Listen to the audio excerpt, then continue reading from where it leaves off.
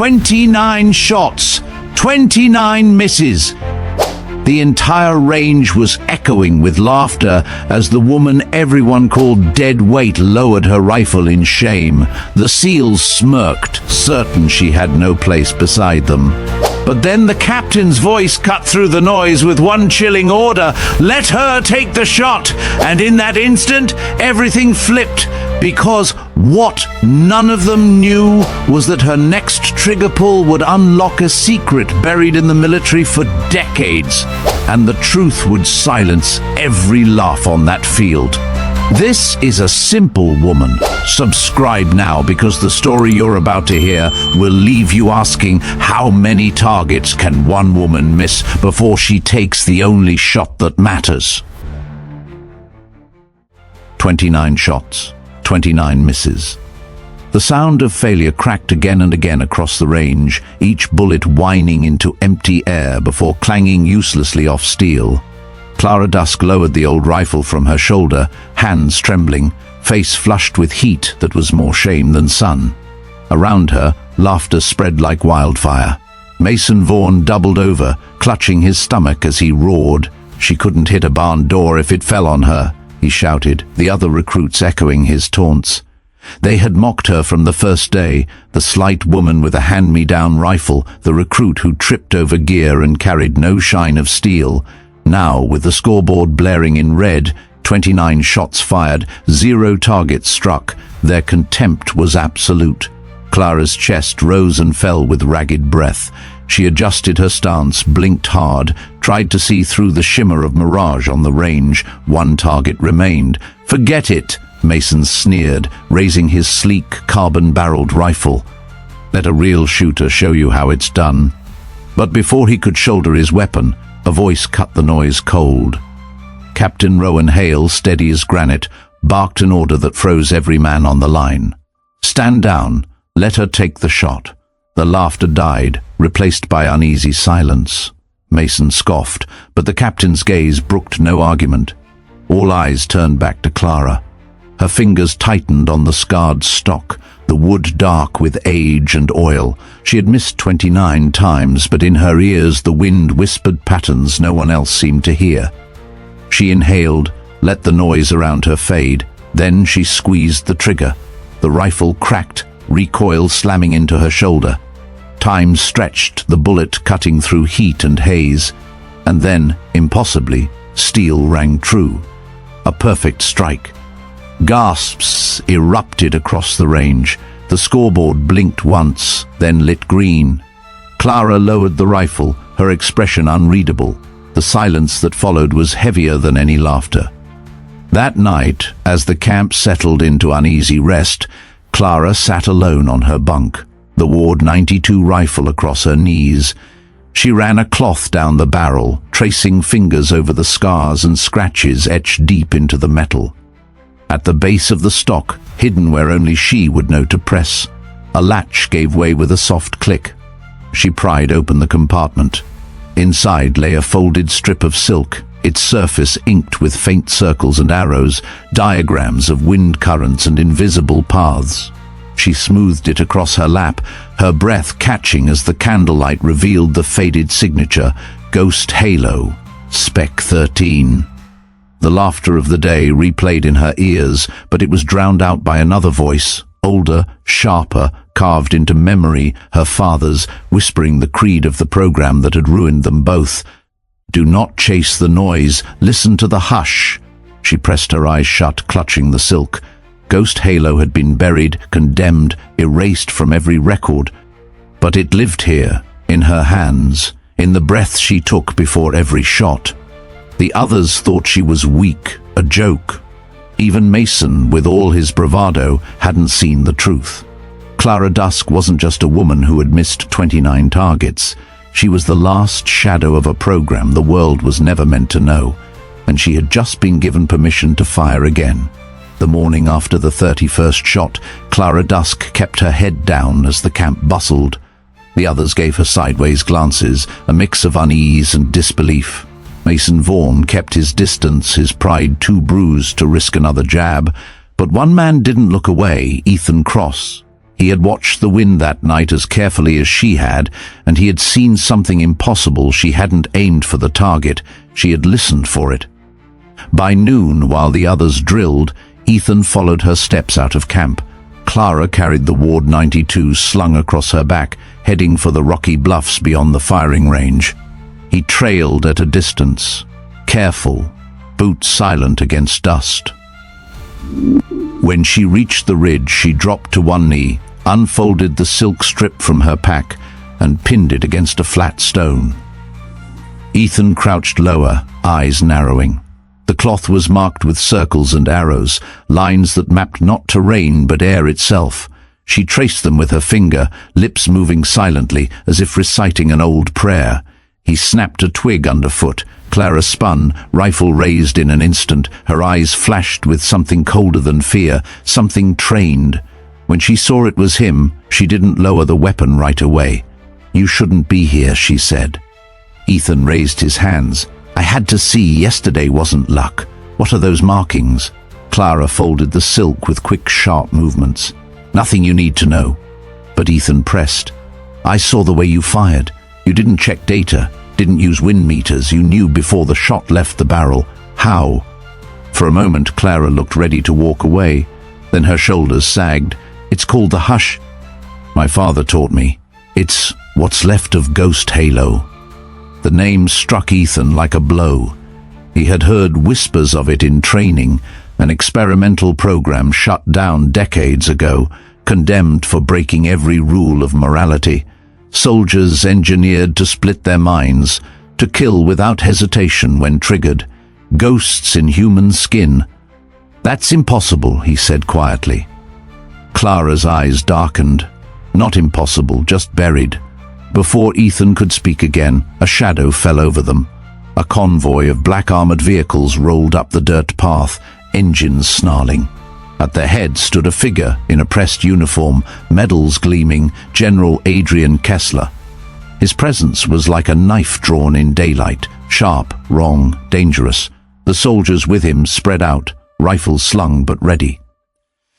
Kessler stepped forward, his boots crunching gravel, his expression a practiced mask of paternal pride. "Clara Dusk," he said, his voice low and measured. "You've done well to stay hidden this long." Ethan stiffened, glancing between them. "General, with respect, what's going on?" Kessler ignored him. His eyes stayed fixed on Clara, eyes that remembered her from long ago. "You've inherited his steadiness," he said softly. "Your father was one of my best. Ghost Halo would have died in the dark without men like him." Clara's jaw clenched. Ghost Halo did die. Kessler's smile was thin. Programs end on paper, but in practice, they evolve. He gestured toward her rifle. "You proved yesterday that the hush isn't myth. It's in your blood, and that makes you valuable." Ethan stepped forward, defiant. "She's a recruit, not your experiment." Kessler finally looked at him, eyes narrowing. "Cross, is it? I know your file. Loyal by the book. Useful but replaceable. Unlike her." He turned back to Clara, his tone dropping. "Do you want them to keep laughing at you, mocking every step? Or do you want them silenced forever?" Clara gripped the rifle tighter, heart pounding. She could almost hear her father's voice, warning her against the promises of men like Kessler. "Do not chase the noise. Listen to the hush. I won't be your weapon," she said. Kessler's smile vanished. He gestured to his men. "We'll see." The convoy pulled away, leaving dust in its wake. Ethan exhaled, tension draining. "He's not letting you go, Clara. Whatever this is, it's bigger than us." Clara folded the silk strip back into its hiding place. "I know," she whispered, "and it's only just beginning." The team was sent out 3 days later on a routine sweep through a narrow valley, but the air carried more than dust. Clara Dusk walked at the rear of the column, the Ward 92 heavy on her shoulder. She could feel Mason Vaughan's eyes burning into her back, his contempt undiminished since the range. Ethan Cross, closer, kept pace with her, silent but alert. The radio crackled with static. Captain Rowan Hale raised a hand to halt the unit, signaling for silence. The static deepened, then cleared into a faint voice, a clipped phrase in a language half the men didn't recognize. The words were nothing on their own, a string of syllables that meant little. But the effect was immediate. Private Jensen, a quiet SEAL near the middle, stiffened. His pupils dilated, his breath hitched. In one swift motion, he swung his rifle up, barrel aimed not at the valley ahead, but at the back of Ethan's skull. "Down!" Clara shouted. Chaos erupted. Men dove for cover, shouts echoing off stone. Ethan turned just as Jensen's finger tightened on the trigger. Clara dropped to one knee, the Ward 92 snapping to her shoulder. She didn't aim at Jensen's chest, she aimed at the rifle. One shot cracked, echoing like thunder. Steel shrieked, the weapon flying from his hands as the round shattered the chamber. Jensen collapsed, gasping, clutching at his head as if trying to tear something out. Mason cursed, drawing his sidearm, but Hale barked, "Stand down!" His eyes were wide, locked on Clara.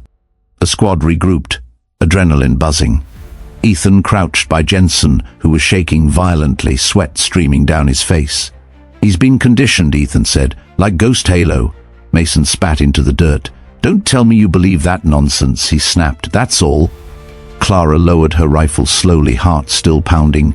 She knew what she had heard on the radio, the cadence, the rhythm, a trigger phrase, the same weapon her father had warned her about, the same chains that had bound Ghost Halo operatives to men like Kessler. Captain Hale knelt beside Jensen, gripping his shoulder. "Report, soldier. What happened?" Jensen's eyes were wild, unfocused. I couldn't stop. It was like a voice inside, orders louder than my own thoughts. The silence that followed was heavy. Every man glanced at Clara. She was the only one who had acted in time, the only one who seemed to know exactly what was happening. Ethan stood, his face grim. "This isn't random. Someone's testing us, testing her." He looked at Clara. That phrase wasn't for him. It was meant to see what you'd do. Clara swallowed hard, and I did what I had to. Mason stepped forward, fury boiling over. "You expect us to trust her now? First she misses 29 shots, now she just happens to know the magic word that makes people turn traitor? Maybe she's the one carrying it." Clara's hand tightened on the rifle, but she held her tongue. Arguing would only prove his suspicion. She turned to Hale instead. "Sir, with respect, Jensen isn't the last. If Ghost Halo conditioning is in play, anyone could be carrying it. This wasn't an accident." Hale's eyes were hard, but he nodded once. "We move out. Tight formation. No one speaks on comms unless I order it." The squad obeyed, though tension hung thick.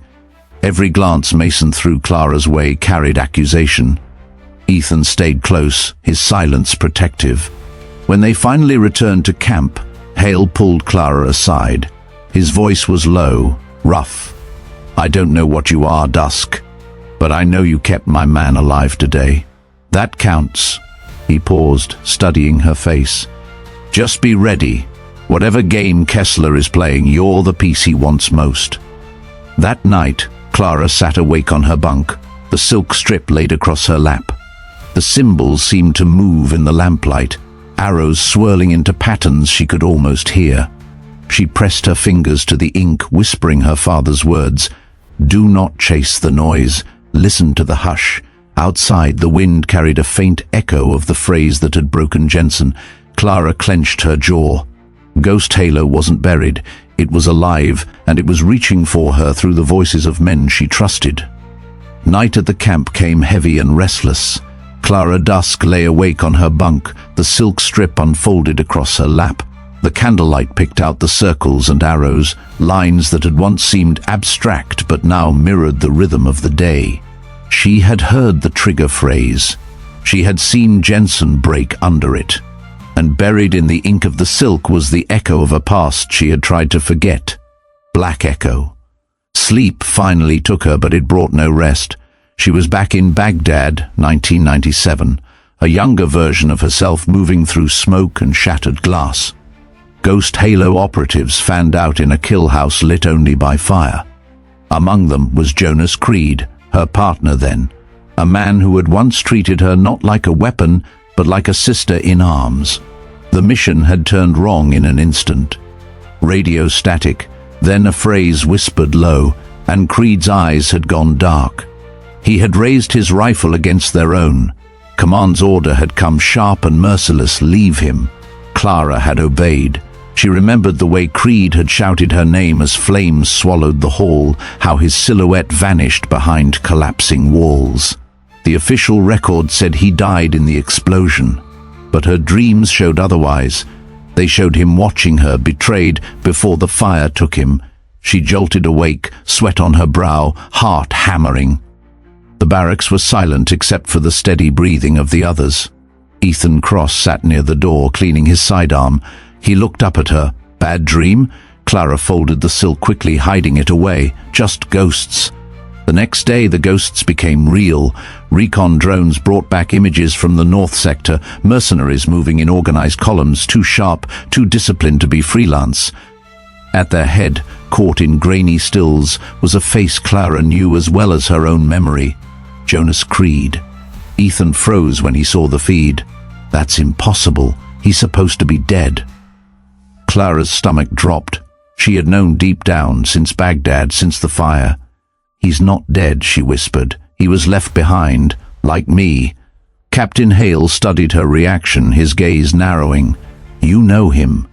Clara hesitated, then nodded. He was Ghost Halo, my partner. Mason Vaughn barked a bitter laugh. Of course. Another ghost crawling out of the grave.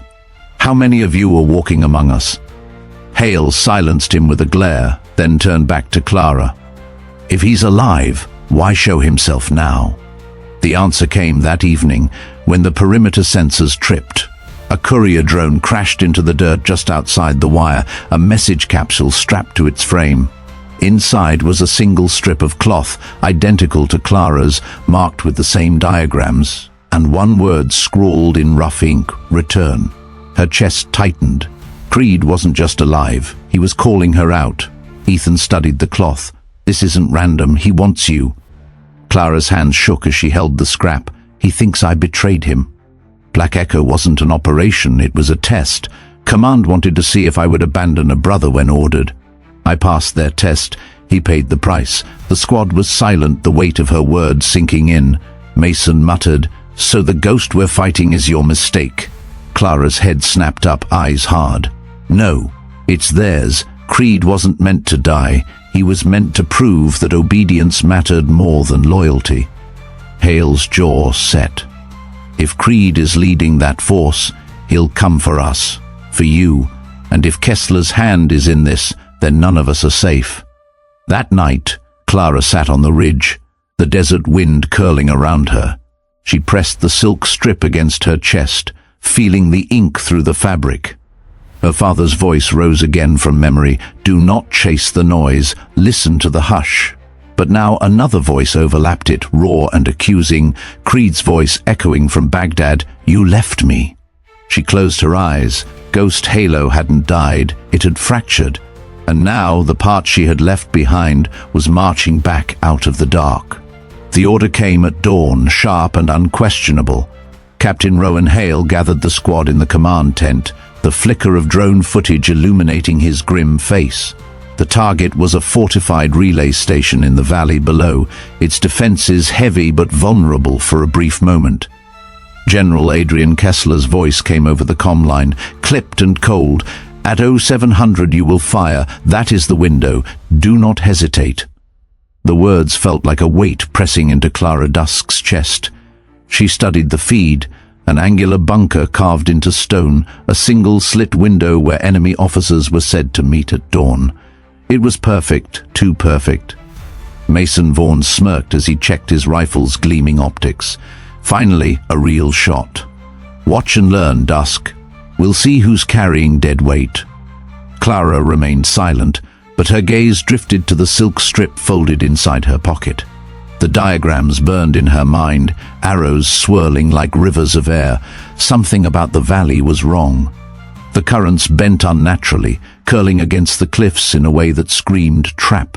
They moved into position high on the ridgeline. The sun had barely breached the horizon when Ethan Cross laid out his instruments, brow furrowed. Numbers flashed across his tablet, erratic and unstable. Sir, the readings don't line up. Thermal updraft is spiking. Wind shear's unpredictable. Any shot at this window is going to drift off course. Captain Hale's eyes narrowed. Are you certain? Ethan nodded. If we fire now, we're broadcasting our nest. The enemy will triangulate in seconds. Mason snorted. Or maybe you just don't want her humiliated again. Orders are orders. He slid into prone position, sighting the window.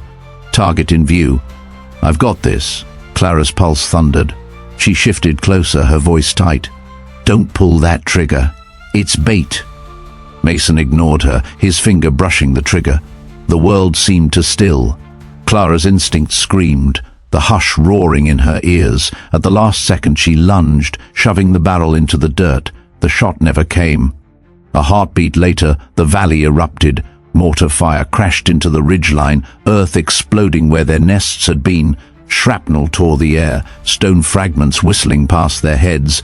The squad dove for cover as enemy artillery roared to life, pre-sighted and merciless. Move! Hale bellowed, dragging Mason by the collar as another shell shattered the cliff. Dust and smoke choked their lungs, the air filled with the screams of twisting metal. Clara fired twice, not at men but at steel beams holding an abandoned crane below. The round struck, sending the massive frame toppling into the valley. It crashed with a thunderous boom, cloaking their retreat in dust and debris. The enemy gunners faltered, blind. The squad scrambled down the ridge, hearts hammering. When they finally found cover in a ravine, lungs heaving, the truth settled like stone. Ethan was the first to say it. That wasn't coincidence. They knew we'd fire. They were waiting. Mason, face pale and streaked with dust, glared at Clara. You pushed me. You nearly cost us everything. Clara snapped back, fury breaking through her calm. If you'd fired, we'd all be corpses. That was never a shot. It was a kill box. Captain Hale's gaze moved between them, hard as steel. His jaw worked. Then he spoke the words that silenced everyone. From now on, she calls the wind. If Dusk says don't shoot, you don't shoot. The squad froze, stunned. Mason's lips parted as if to argue, but no sound came. The captain's order had been absolute. As they regrouped, Ethan moved close to Clara, his voice low. You saved us, twice now.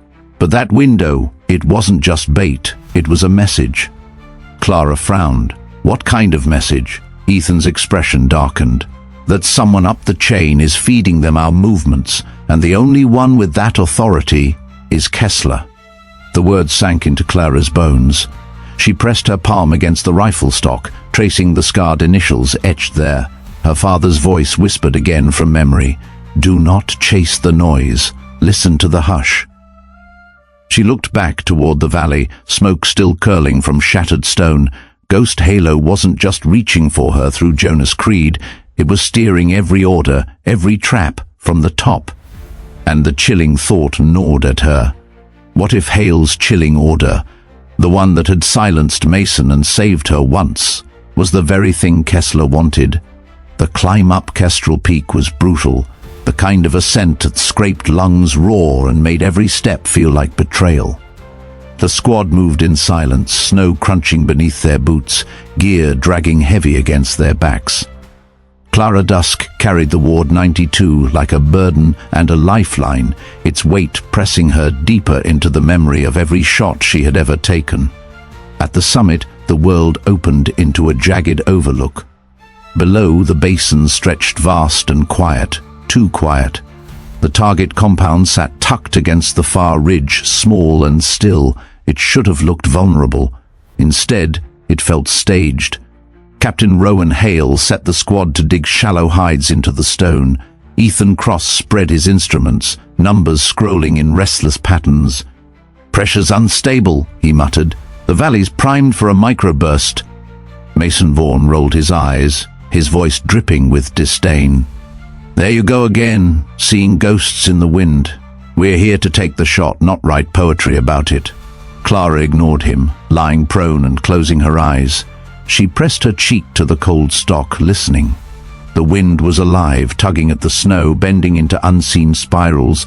The hush whispered of something building, a sudden wall of air waiting to fall. Ethan's warning came just as the valley roared. A torrent of wind slammed upward, tearing across their nests, shaking rifles, sending scopes rattling against stone. Mason cursed, clutching his weapon. The microburst tore through, then vanished as suddenly as it came, leaving silence in its wake. "If we'd fired just now," Ethan said, voice tight, "the bullet would have gone 30 meters off." Captain Hale's jaw clenched. "Hold positions, this won't be the last."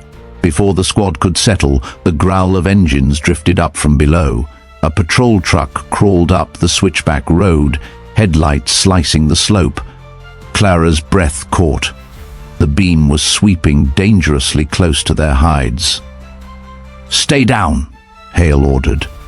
The lights climbed higher, dragging across boulders, brush, snow.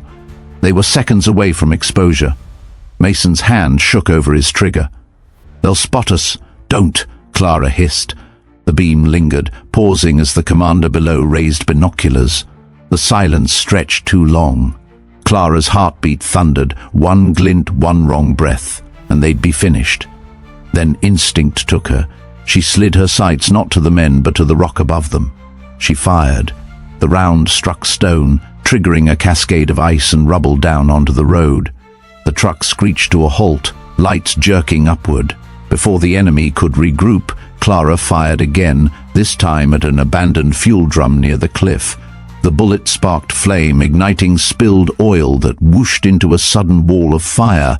The patrol scrambled, shouts echoing, lights swinging wildly as they reversed down the road. The squad lay frozen, breaths ragged.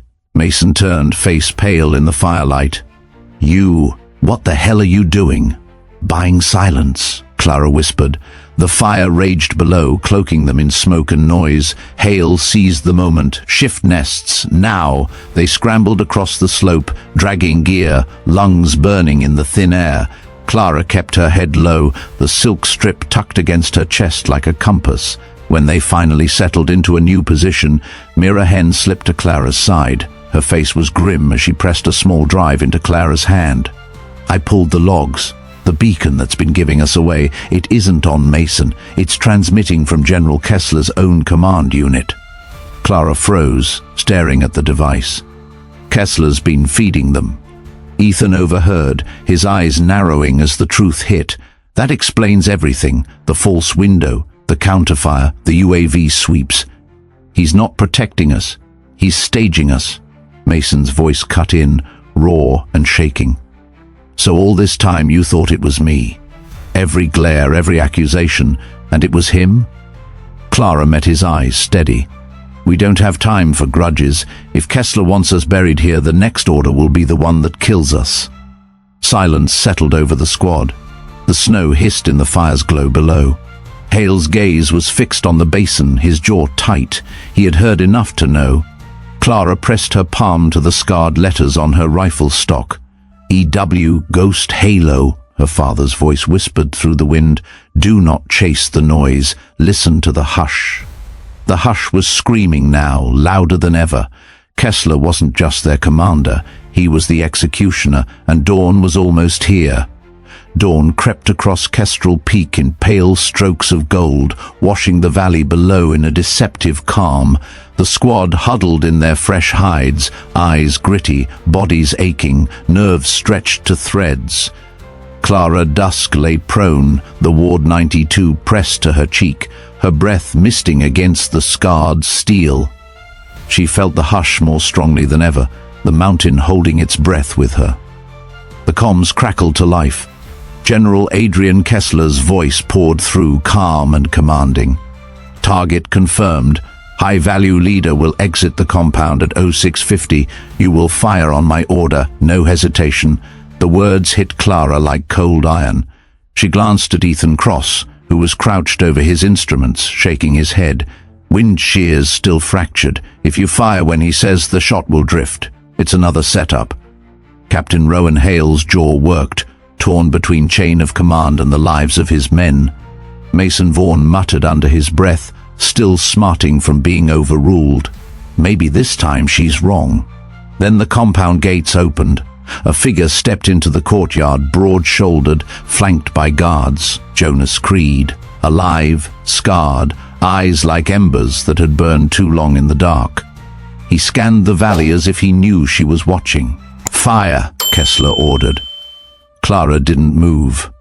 Her finger rested on the trigger, but she let the hush hold her still. "Fire, Dusk," Kessler repeated, voice sharpening. "Do it. Prove you're not your father's mistake." Her father's mistake. The words slashed through her, but beneath them she heard another voice. Buried deep, Creed's voice from Baghdad, roaring as the fire took him. "You left me." The hush roared in her ears. Something wasn't right. Creed wasn't hiding. He was presenting himself. Then it happened. Mortar shells erupted around the ridge, shattering stone, choking the air with dust. Pre-sighted fire, just as before. The squad scrambled, ducking low, shouting. Kessler's voice cut through the chaos, almost gleeful. "You see, Captain Hale? Ghost Halo doesn't fail. It obeys." Clara's heart clenched. She realized the trap wasn't just meant to kill them, it was meant to trigger her. Through the static, a phrase laced into the comms, words she hadn't heard since childhood, sharp enough to split her skull. The trigger. Her vision blurred. The world tilted. Spectre 13 surged within her, cold, merciless, clawing to the surface.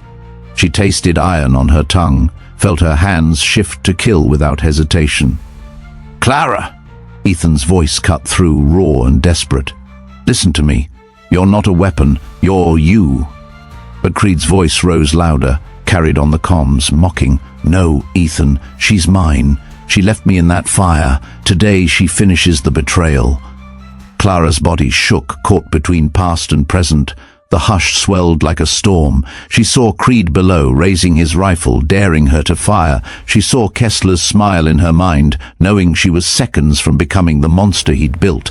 Then clarity struck. Fighting Spectre was losing, denying it was surrender. But what if she didn't fight it at all? What if she became both? She inhaled. For the first time she let Spectre surge, but she anchored it with Clara's heart, her father's words, Ethan's faith. Two halves merging into one, not weapon or woman, but both. Her finger squeezed the trigger. The shot ripped through the haze, striking not Creed's chest, but the metal pylon behind him. The bullet ricocheted, screaming through the courtyard, slicing past a guard and slamming into Creed's weapon, tearing it from his hands. The courtyard erupted in confusion, guards scattering. The squad below gasped. Mason whispered, "Impossible." Creed staggered, staring up at the ridgeline, shock breaking through his rage. For the first time he looked uncertain. Kessler's voice howled in her ear. "No, you obey me, Dusk. Finish it." Clara keyed her comm, her voice steady, fused with steel and breath. "No, General, I don't obey you. I don't obey ghosts. I choose." The silence that followed was heavier than the bombardment. Then the enemy's guns faltered, their commander disarmed, their formation broken. Hale seized the moment, rallying the squad. "Move, push the line." The SEALs surged forward, emboldened. Clara watched from above, her rifle steady, her breath calm. For the first time she wasn't just following orders, she was defining them. Below, Creed fell to his knees, his guards dragging him back. He looked up one last time, their eyes locking across the valley. Not hate, not triumph, something closer to respect. The comm line went dead. Kessler had cut the feed. Clara exhaled, lowering her rifle. The hush settled into her bones, no longer a storm, but a steady current she could carry. She wasn't Spectre 13, and she wasn't just Clara Dusk. She was both. And in that balance, she had found her power. The snow came 2 nights later, a slow drift that blanketed Kestrel Peak in silence. The battlefield was quiet now, the fires smothered, the echoes of artillery buried beneath white. The squad moved carefully through the wreckage of the compound, collecting weapons, securing documents, sweeping for any survivors. But Clara Dusk's eyes were on the horizon, where the wind curled in steady arcs, whispering of endings and beginnings. Jonas Creed had been pulled from the rubble alive, battered and broken but breathing. He sat chained in the ruins of what had been his command post, his gaze fixed on the ground. When Clara approached, he looked up, and for a fleeting moment, the fury that had driven him for decades softened. "You didn't kill me," he rasped. "I didn't leave you either," Clara answered, steady. His laugh was hollow, cracked by pain. "Maybe that's worse." Ethan Cross stepped beside her, his rifle slung, his presence a silent anchor. He'll stand trial, and his story will break everything Kessler's tried to hide. At the mention of the general's name, Creed's eyes flickered. "You think a trial will stop him? Men like Kessler don't fall in courts. They vanish, they resurface. Ghost Halo was his weapon once. He'll build another." Clara's jaw tightened. "Then I'll be waiting." They left Creed in the custody of military police flown in under heavy guard. But Kessler, as Creed had warned, was nowhere to be found. His convoy had vanished into the mountains before the fighting ended. Official reports called it uncertain status. Clara knew better. He was still out there, a shadow searching for the next silence to twist. Back at High Pines, the tribunal convened. For days the squad was questioned, their testimony dissected, their loyalty measured. Mason Vaughn, once her loudest critic, spoke firmly for Clara. "If she hadn't acted, we'd be names on a wall. She calls the wind. We trust her." His words surprised her more than any bullet she'd ever fired. When the tribunal ended, the ruling came swift. Ghost Halo was to be dismantled, every trace of its conditioning purged, every file declassified. Elliot Dusk's name, her father's, was cleared posthumously, restored to the rolls of honor. Clara stood in the silent chamber, staring at the carved letters, her fingers tracing the grooves. It was vindication, but also a wound reopened. Later, on the range, Captain Rowan Hale approached her as she laid the Ward 92 across a mat. The air was calm, frost clinging to the grass. "You proved more than I expected," he said. "But more importantly, you proved you can choose. That's something Ghost Halo never accounted for." Clara met his gaze. "Choice is the only shot that matters." Ethan joined them, carrying a fresh case of equipment. "They want us to turn what you've done into doctrine, to teach it, data and hush, side by side." Clara smiled faintly. "Then let's teach them to listen." The first class of recruits stood in a line, rifles gleaming, eyes skeptical. Clara addressed them not with orders, but with a question. "How many targets can you miss before the shot that matters?" Confusion flickered in their faces. She lowered herself to the mat, pressed her cheek to the Ward 92, and fired once. The round rang steel at 1,000 meters, dead center. She sat back, her voice carrying over the valley. "Luck doesn't group steel, control does. And control begins when you stop chasing the noise." The recruits were silent, the hush settling into them for the first time. That evening, Clara climbed alone to the ridge where the snow drifted in soft waves. She pulled the silk strip from her pocket, spreading it against the stone. The symbols danced in the fading light. Her father's voice whispered through memory, layered now with her own. "Do not chase the noise. Listen to the hush." She folded the silk carefully, pressing it into the hollow of the rifle. For the first time, the weapon didn't feel like a burden. It felt like an answer. Kessler was still out there, a shadow waiting to rise.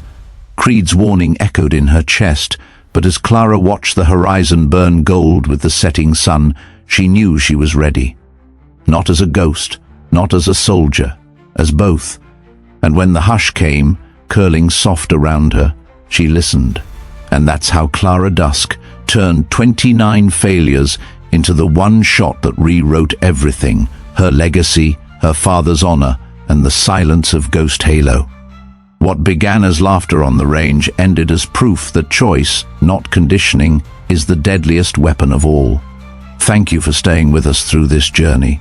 If this story struck you, make sure to subscribe to A Simple Woman so you never miss the next untold chapter of courage, betrayal, and redemption. I'd love to hear your thoughts. Do you believe true control comes from discipline or from listening to the hush like Clara did? Share your answer in the comments below. And when you're ready for more, don't leave just yet. On the screen now you'll find more stories waiting, each with its own impossible twist. Click through, keep watching, and discover what silence is hiding next.